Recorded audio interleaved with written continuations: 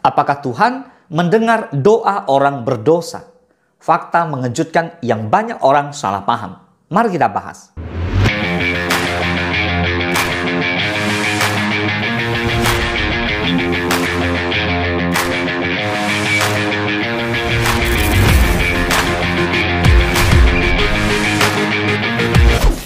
Saudara, banyak orang bertanya-tanya, apakah doa saya didengar oleh Tuhan?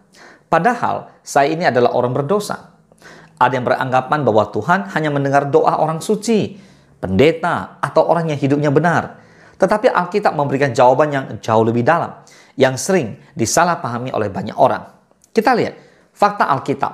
Tuhan Maha mendengar. Amin. Alkitab jelas mengatakan bahwa Tuhan adalah Allah yang Maha tahu.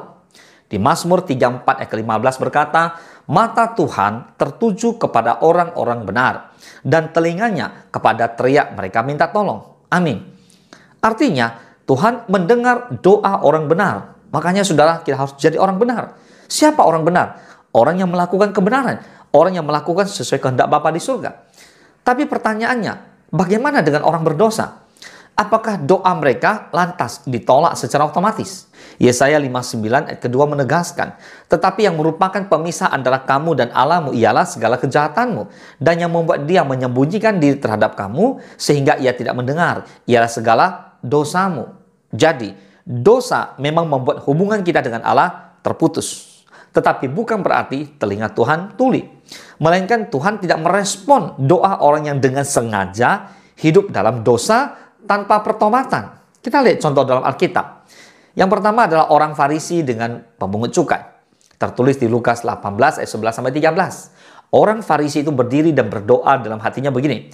Ya Allah, aku mengucap syukur kepadamu karena aku tidak sama seperti semua orang lain.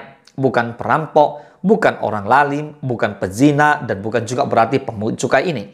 Aku berpuasa 2 kali seminggu. Aku memberikan 1/10 dari segala penghasilanku. Tetapi pemungut cukai itu berdiri jauh-jauh. Bahkan ia tidak berani menengadah ke langit. Melainkan ia memukul diri dan berkata, Ya Allah, kasihanilah aku orang berdosa ini. Bapak Ibu semua perhatikan baik-baik. Doa orang Farisi penuh dengan kesombongan. Karena dia merasa dirinya paling benar. Doa pemungut cukai malah justru sederhana. Dikatakan, Ya Allah, kasihanilah aku orang berdosa ini. Hasilnya, doa si pemungut cukai yang berdosa justru dibenarkan oleh Tuhan karena kerendahan hati dan pertobatan yang tulus. Yang kedua, doa Raja Manasye. Tertulis di 2 Tawarik 33 ayat 12 dan 13. Dalam keadaan yang terdesak ini, ia berusaha melunakkan hati Tuhan Allahnya. Ia sangat merendahkan diri di hadapan Allah nenek moyangnya dan berdoa kepadanya, maka Tuhan mengabulkan doanya dan mendengarkan permohonannya. Ia membawanya kembali ke Yerusalem dan memulihkan kedudukannya sebagai raja. Dan Manasye mengakui bahwa Tuhan itu Allah. Manasye adalah raja paling jahatnya Yehuda, menyembah berhala, menumpahkan darah yang tak bersalah. Tapi ketika ia dalam kesesakan, ia merendahkan diri dan berdoa, dia bertobat. Tuhan mendengar dan memulihkan kerajaannya. Sudah bukti bahwa orang yang berdosa yang bertobat tetap didengar jika disertai dengan sebuah pertobatan. Amin. Dan yang ketiga, mari kita belajar dari Yunus di perut ikan. Yunus 2 ayat pertama dan kedua. Yunus lari dari Tuhan, tidak taat di masa itu. Lalu Yunus berdoa.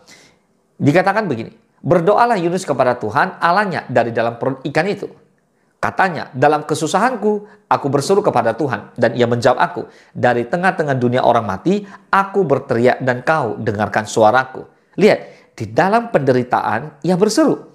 Aku berteriak kepada Tuhan dalam kesusahanku, dan Tuhan menjawab aku.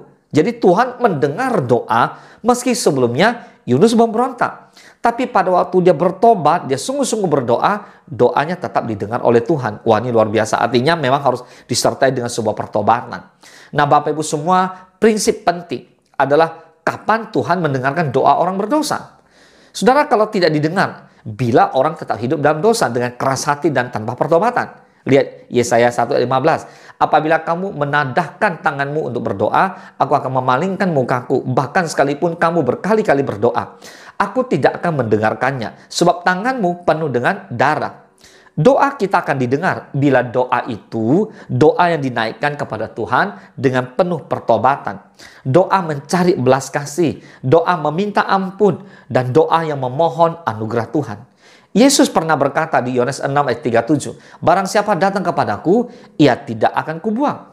Bahkan di Yohanes 6 ayat 37, firman Tuhan berkata, "Semua yang diberikan Bapa kepadaku akan datang kepadaku, dan barang siapa datang kepadaku, ia tidak akan kubuang."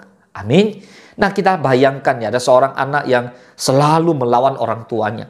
Setiap kali ia meminta uang jajan, orang tuanya bisa saja tidak langsung memberi karena sikapnya yang salah itu. Tapi jika anak itu datang dengan menangis, memohon ampun, dan mau berubah, maka percayalah, hati orang tua mana yang tak tergerak, yang dipenuhi oleh belas kasihan. Demikian juga Tuhan. Ia bukan Allah yang dingin, tetapi Bapa yang penuh kasih. Doa orang berdosa bisa tembus ke hadapan Tuhan bila disertai dengan hati yang hancur, penuh dengan kerendahan hati dan bertobat. Katakan amin. Nah, sekarang kita lihat bagaimana aplikasi dalam kehidupan kita. Yang pertama, mari Bapak Ibu periksa hati sebelum berdoa. Jangan hanya meminta berkat, tetapi bawa hati kita yang mau bertobat sungguh-sungguh, mau berendam dalam hadirat Tuhan, mau mengandalkan Tuhan, mau andalkan Tuhan, mau hidup di dalam Tuhan. Amin. Yang kedua, jangan remehkan doa pertobatan. Itu adalah doa yang paling penting dan paling didengar oleh Tuhan. Dan yang ketiga, belajar dari contoh. Banyak orang salah paham, mengira Tuhan hanya mendengar doa orang kudus. Faktanya, Tuhan mendengar siapa saja yang mau datang ke hadiratnya dengan hati yang hancur. Amin. Saudara, jangan salah paham lagi. Tuhan mendengar doa orang berdosa yang datang dengan penuh pertobatan. Tetapi ia menutup telinga terhadap doa orang yang ngotot hidup dalam dosa. Mari kita datang seperti seorang pemungut cukai, merendahkan hati dan berkata, "Ya Allah, kasihanilah aku orang berdosa ini." Maka kasih dan anugerah Tuhan pasti tercurah. Kesimpulannya, Tuhan tidak tuli terhadap doa orang berdosa. Tuhan mendengar doa pertobatan. Dosa memisahkan, tetapi pertobatan memulihkan. Boleh katakan amin. Tuhan Yesus memberkati.